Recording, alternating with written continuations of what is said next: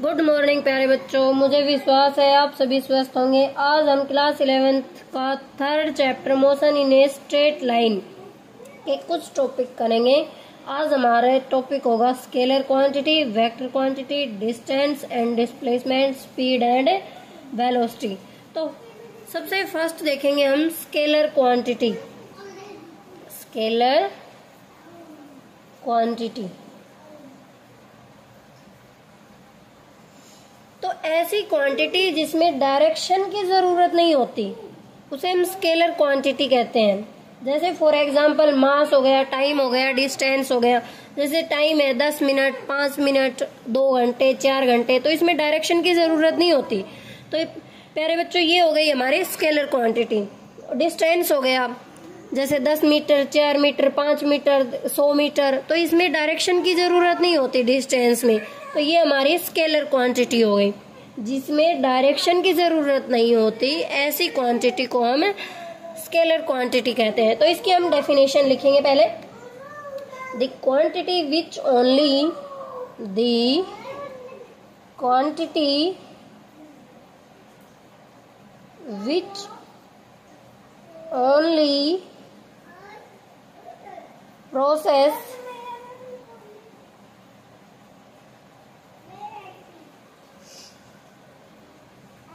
magnitude but not having any direction are called scalar. यानी कि जिसमें मैग्नीट्यूड तो हो लेकिन डायरेक्शन का कोई रोल ना हो, तो ऐसी क्वांटिटी को हम स्केलर क्वांटिटी कहते हैं। फिर सेकंड आता है हमारा vector quantity. Vector quantity vector quantity ऐसी क्वांटिटी होती है जिसमें डायरेक्शन होती है उसकी जरूरत होती है। मैग्नीट्यूड के साथ साथ डायरेक्शन की भी जरूरत होती है। जैसे डिस्प्लेसमेंट, वेलोसिटी, वेट। इसमें मैग्नीट्यूड के साथ साथ डायरेक्शन की भी जरूरत होती है। तो ऐसी क्वांटिटी को हम वेक्टर क्वांटिटी कहते हैं। तो इसकी डेफिनेशन देखेंगे हम कि द क्वांटिटी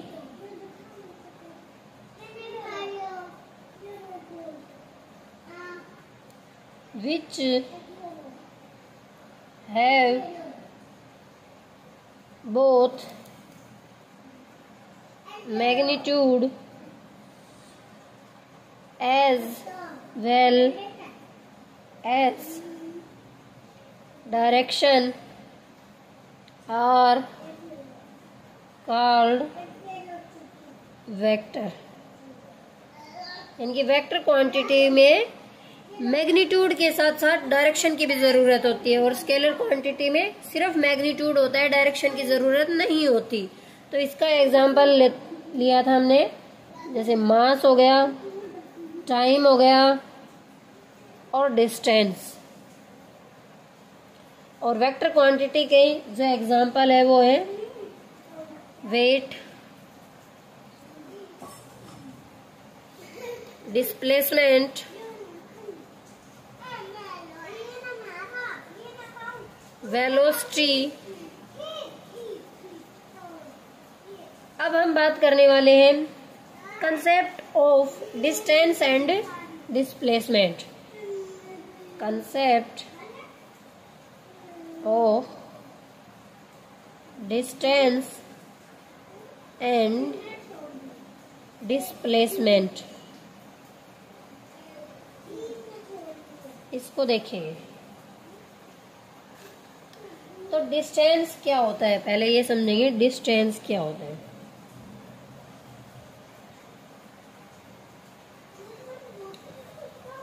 पाथ की जो लेंथ होती है जिसे हम ट्रेवल करके कवर करते हैं उसे हम डिस्टेंस कहते हैं, यानी कि length of covered when we travel। Distance की जो एसआई यूनिट होती है वो होती है मीटर। एसआई यूनिट जो होती है वो होती है मीटर। इसको एम से रिप्रेजेंट करते हैं मीटर को। ये एक स्केलर क्वांटिटी होती है। अभी हमने समझा था स्केलर क्वांटिटी क्या होती है। तो ये एक स्केलर क्वांटिटी होती है। डिस्टेंस जो होता है, सिंबल जो होता है इसका, सिंबल होता है एस, या किसी बुक्स में एक्स से रिप्रेजेंट करते हैं इसको। जैसे फॉर एग्जांपल के लिए हमने ये पॉइंट ले लिया ए, ये पॉइंट ले लिया बी, ये पॉइंट ले लिया हमने सी। तो ए से बी के पॉइंट के बीच का जो डिस्टेंस है वो है 5 मीटर, बी से सी 3 मीटर। तो जो टोटल डिस्टेंस होगा ए और सी, ये टोटल जो डिस्टेंस है ये होगा 5 मीटर प्लस में 3 मीटर यानी 8 मीटर। तो हमारा डिस्टेंस क्या आ गया 8 मीटर। यानी कि ए से सी तक जाने में हमें जो बीच के ए से सी तक जो हम गए तो उसके बीच का डिस्टेंस जो है वो 8 मीटर। तो ये है हमारा डिस्टेंस। डिस्टेंस जो होता है वो डायरेक्शन पर डिपेंड नहीं करता। जैसे फॉर एग्जांपल ये मान लिया हमने ए से बी, ये है 5 मीटर, ये बी से सी, ये है 3 मीटर। तो 5 और 3 वही 8 मीटर। यानी कि डिस्टेंस कितना गया 8 मीटर। इस केस में भी डिस्टेंस 8 मीटर आया था, इस केस में भी डिस्टेंस 8 मीटर आ रहा है। यानी कि डायरेक्शन से डिस्टेंस पर कोई फर्क नहीं पड़ता। तो डिस्टेंस जो है वो डायरेक्शन पर डिपेंड नहीं होता, इसीलिए क्या है एक स्केलर क्वांटिटी है डिस्टेंस। अब हम बात करने वाले हैं डिस्प्लेसमेंट की। तो डिस्प्लेसमेंट में क्या होता है, डिस्प्लेसमेंट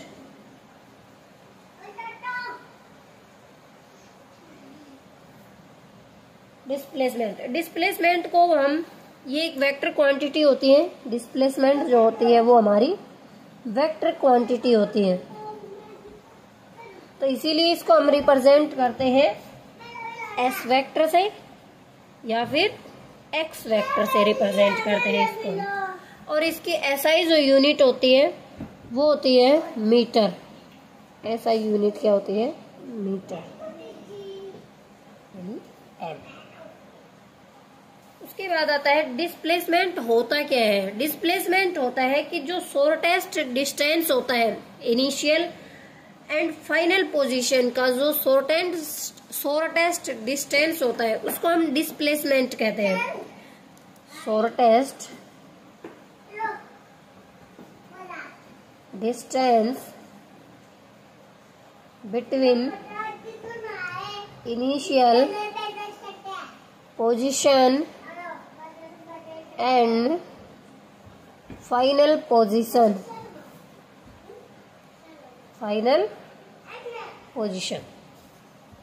फॉर एग्जाम्पल के लिए हमने मान लिया ये ए पॉइंट है, ये बी पॉइंट है।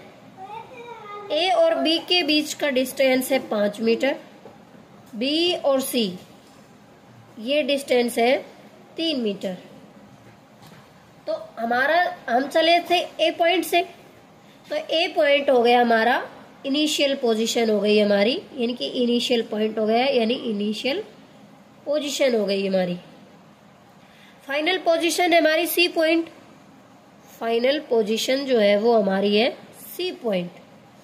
तो ए और सी ये इसका शॉर्टेस्ट डिस्टेंस हो गया ए और सी। तो इस शॉर्टेस्ट डिस्टेंस इसको कह रहे हैं हम डिस्प्लेसमेंट। ये जो शॉर्टेस्ट डिस्टेंस है ये है डिस्प्लेसमेंट। तो ये डिपेंड करता है डायरेक्शन पर। जो डिस्प्लेसमेंट है ये डायरेक्शन पर डिपेंड करता है, इसीलिए एक वेक्टर क्वांटिटी है ये। तो डायरेक्शन चेंज होने पर हमारा डिस्प्लेसमेंट भी चेंज हो जाता है। डायरेक्शन पर डिपेंड करता है, इसीलिए डिस्प्लेसमेंट एक वेक्टर क्वांटिटी होती है। लेकिन क्या डिस्प्लेसमेंट जीरो हो जाता है? क्या डिस्प्लेसमेंट 0 हो सकता है?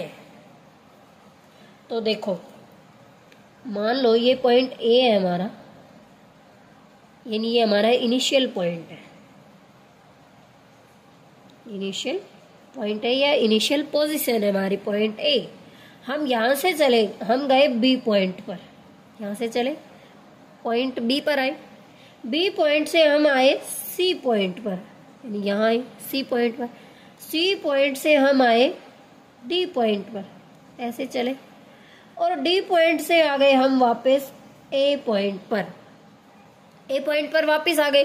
तो हमारी फाइनल पॉइंट जो है, यानी कि फाइनल जो पोजीशन है हमारी, वो पॉइंट ए ही है।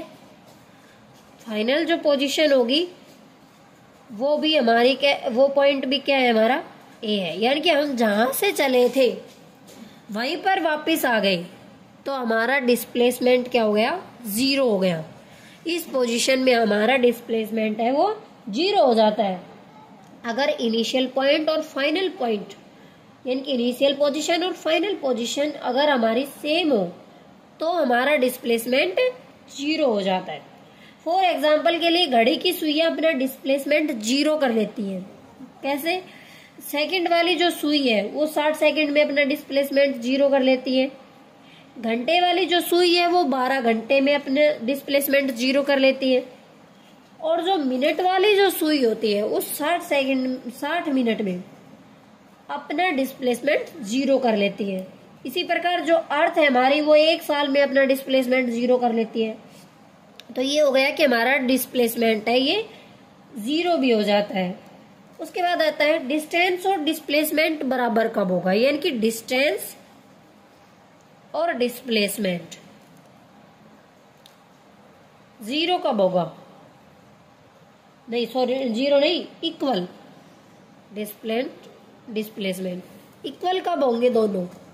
तो ये इक्वल कब होंगे, जब हमारा मोशन स्ट्रेट लाइन में होगा, तो डिस्टेंस और डिस्प्लेसमेंट 0 हो जाएगा।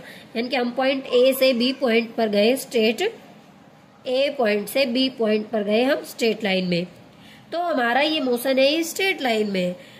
तो इस पोजीशन में हमारा डिस्टेंस और डिस्प्लेसमेंट क्या हो जाएगा, इक्वल हो जाएगा। समझ आई प्यारे बच्चों, कि जब हमारा डिस्टेंस और डिस्प्लेसमेंट बराबर कब होगा, जब मोशन हमारा स्ट्रेट लाइन में होगा। जब हमारा मोशन स्ट्रेट लाइन में होगा तो डिस्टेंस और डिस्प्लेसमेंट बराबर हो जाएगा। ये आ गया हमारा डिस्प्लेसमेंट। उसके बाद आता है अगला, नेक्स्ट टॉपिक पढ़ेंगे हम कि concept of speed and velocity, यानी कि स्पीड और वेलोसिटी के कंसेप्ट को अब हम समझेंगे। Concept of speed and velocity. तो स्पीड होती है हमारी डिस्टेंस अपॉन टाइम, स्पीड होती है हमारी डिस्टेंस अपॉन में टाइम। फिर आती है वेलोसिटी, वेलोसिटी होती है हमारी डिस्प्लेसमेंट अपॉन में टाइम। अब जो हमारा डिस्टेंस है ये होती है स्केलर क्वांटिटी, तो हमारी स्पीड भी क्या हो गई, स्केलर क्वांटिटी। यानी कि स्पीड जो हो गई ये हो गई हमारी स्केलर क्वांटिटी, और वेलोसिटी है ये हो गई हमारी वेक्टर क्वांटिटी। क्यों हो गई, क्योंकि डिस्प्लेसमेंट हमारा कैसा होता है, वेक्टर क्वांटिटी होती है। तो डिस्प्लेसमेंट अगर वेक्टर है तो वेलोसिटी भी क्या हो जाएगी, vector quantity.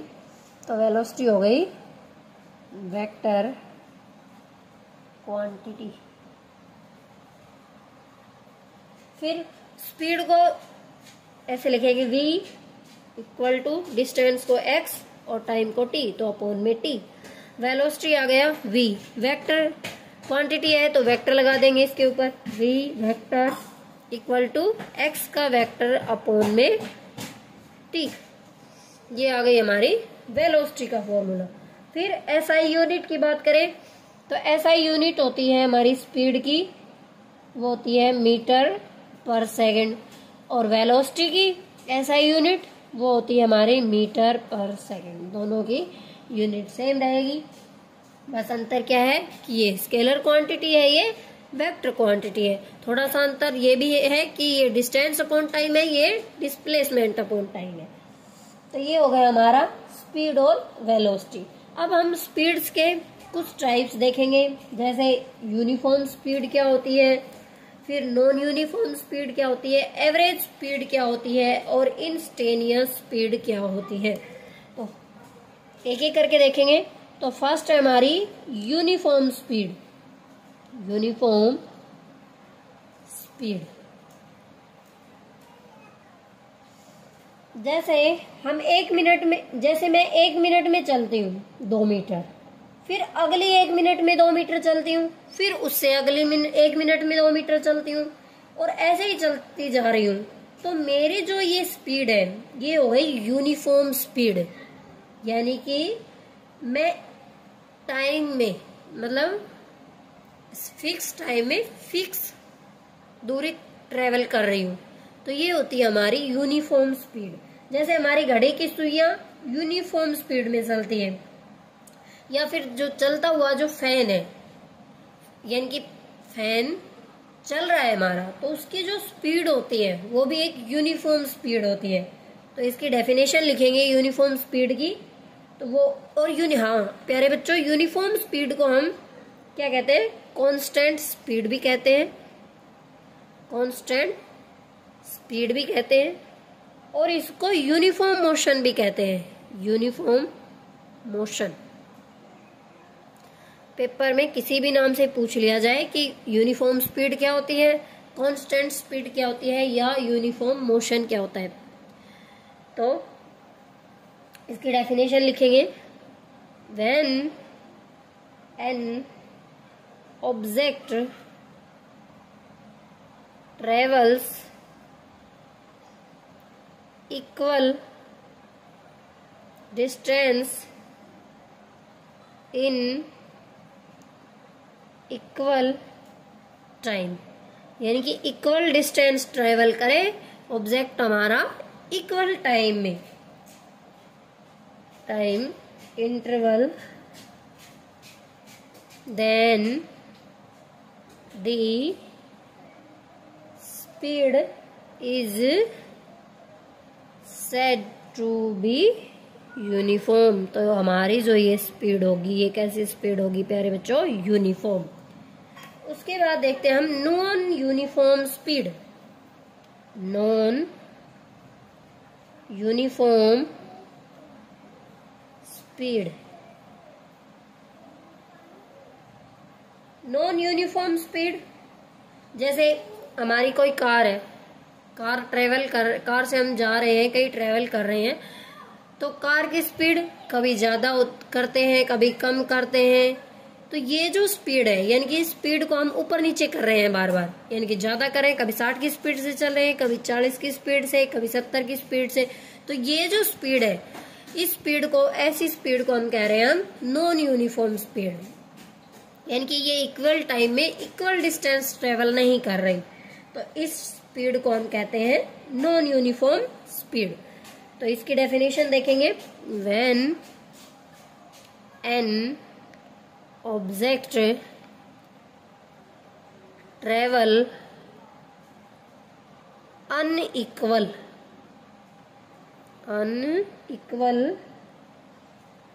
Distance in equal time, यानी कि इक्वल टाइम में अनइक्वल डिस्टेंस ट्रेवल करते हैं। अनइक्वल टाइम नहीं प्यारे बच्चों, unequal distance in equal time interval, then the speed is said to be non uniform, यानी कि हम इक्वल टाइम में अनइक्वल डिस्टेंस कवर करते हैं, ट्रेवल करते हैं। तो ऐसी स्पीड को हम नॉन यूनिफॉर्म स्पीड कहते हैं। उसके बाद आती है हमारी average speed. Average speed, average speed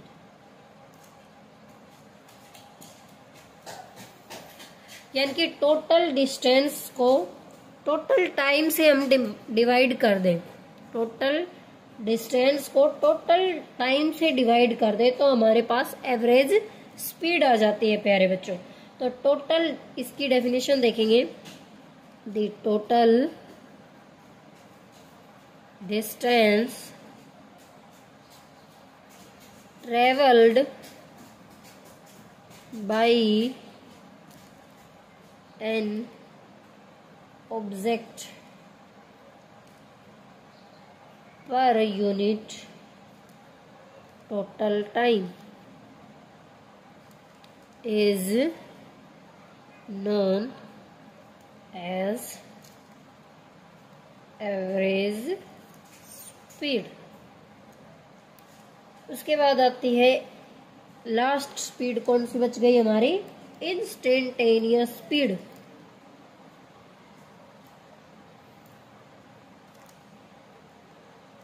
speed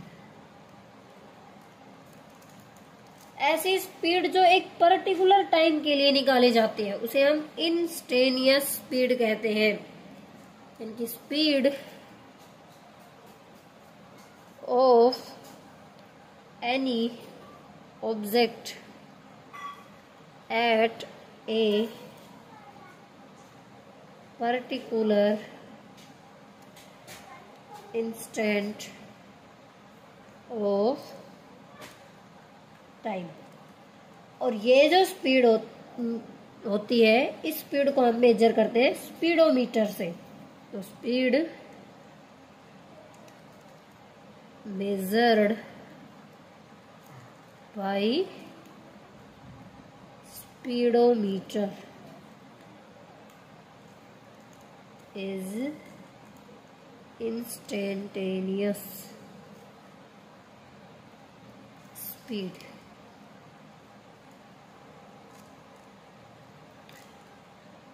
जैसे प्यारे बच्चों, हम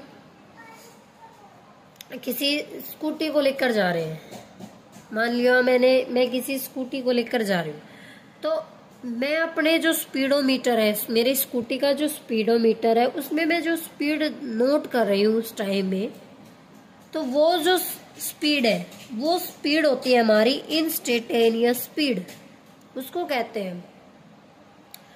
तो आई होप प्यारे बच्चों कि आपको ये सारे टॉपिक अच्छे से समझ आए होंगे। मिलेंगे नेक्स्ट